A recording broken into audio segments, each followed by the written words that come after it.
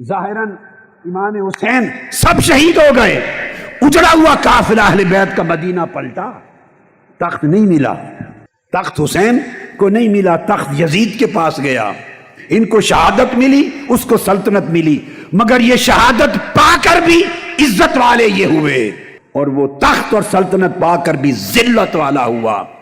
اس تقسیم کو کبھی نہ بھولیں۔ بہت لوگ یہ ان کی بزدلی ہے، بعض لوگوں کے اندر جرأت ایمانی نہیں ہے، بعض لوگوں کے اندر اتنی غیرت نہیں ہے، اتنی طاقت نہیں ہے، اتنی سکت نہیں ہے کہ وہ ٹکرا سکیں یا مفاد سے تائب ہو سکیں یا بڑے وقت کے فرعونوں یزیدوں سے حق کی بات کہہ کے للکار سکیں۔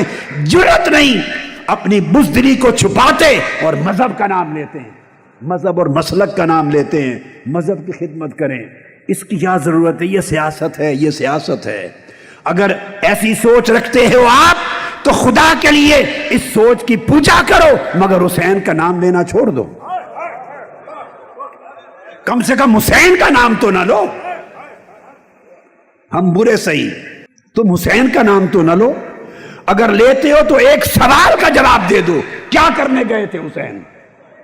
بس اتنی بات۔ خالی چپکے سے بیٹھ کے مذہبی کی خدمت کرنی تھی تو مدینہ میں بہتر ہو رہی تھی یا کربلا میں؟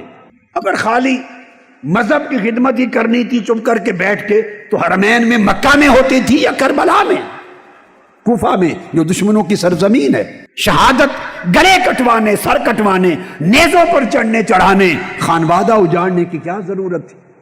وہ خالی بیٹھ کے دین کی خدمت، مذہب کی خدمت، علم کی خدمت، تقویٰ، اللہ اللہ، بڑے راستے تھے حسین کے پاس، مگر نہیں، انہوں نے کہا میرے نانا کے دین کی جڑیں کٹ رہی ہوں اور میرے نانا کے دین کی قدریں مٹ رہی ہوں اور میں بیٹھ کے چپ کر کے مذہب کی خدمت کرتا رہوں۔ کون سا مذہب؟ کون سا مذہب؟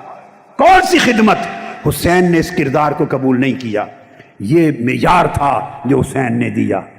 یہ سمجھ جو آپ بہت سے لوگوں کو ایسی بات کرنے والے ہیں جو سمجھ ان کو ملی ہے، یہ سمجھ اس زمانے میں بھی بہتوں کے پاس اس واقعہ کربلا نے پیدا کر دی تھی، مگر حسین اس سمجھ کا آئینہ دار نہیں تھا۔ حسین باطل سے ٹکرانے والا تھا، سمجھوتا کرنے والا نہ تھا۔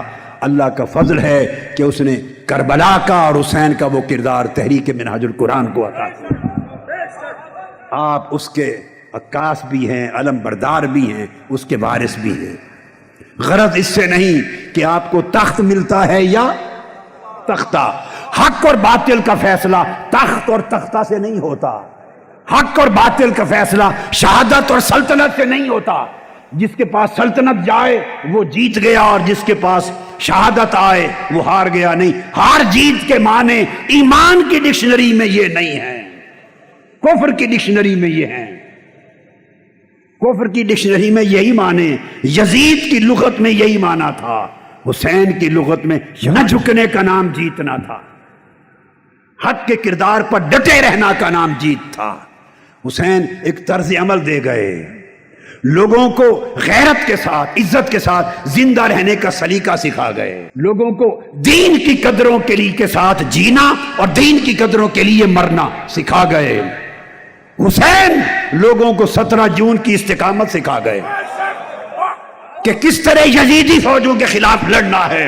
نہتے ہو کر میدان کربلا میں اہل بیت بھی نہتے تھے، ان کے غلام بھی نہتے تھے 17 جون کو، مگر فخر ہے کہ ایک شہید اور 100 زخمیوں میں سے ایک زخمی کو گولی پوسٹ پہ نہیں لگی۔